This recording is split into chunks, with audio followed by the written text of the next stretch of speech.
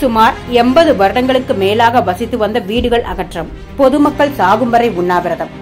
கன்னியாகுமரி மாவட்டம் அருமநல்லூர் ஊராட்சி பகுதியில் செக்கடி கிராமத்தில் சுமார் 80 வருடங்களுக்கு மேலாக வசித்து வந்த பொதுமக்களின் வீடுகளை அதிகாரிகள் ஜேசிபி கொண்டு இடித்து அப்புறப்படுத்திய நிலையில் அங்கு குடியிருந்த மக்கள் தங்களுக்கு மீண்டும் அங்கு வீடுகள் கிடைக்கும் வரை இங்கிருந்து நகர்ந்து செல்ல மாட்டோம் என சாகுமறை பட்டினி போராட்டத்தில் ஈடுபட போவதை அறிந்தார். இந்நிலையில் தகவல் அறிந்த குமரி பாராளுமன்ற உறுப்பினர் திரு விஜய் வசந்த் எம்பி அவர்கள் சம்பவ இடத்திற்கு நேரில் சென்று பாதிக்கப்பட்ட மக்களை சந்தித்து பேசினார். மேலும் அதிகாரிகளிடம் பேசி முடிவு எடுப்பதாக கூறினார். இதில் காங்கிரஸ் வட்டார தலைவர் திரு செல்வராஜ் உட்பட பலர் உடன் இருந்தனர். சான்றோர் குரல் செய்திகளுக்காக செய்தியாளர் குருபாண்டியன், உடன் செய்தி வாசிப்பாளர் முத்துலட்சுமி.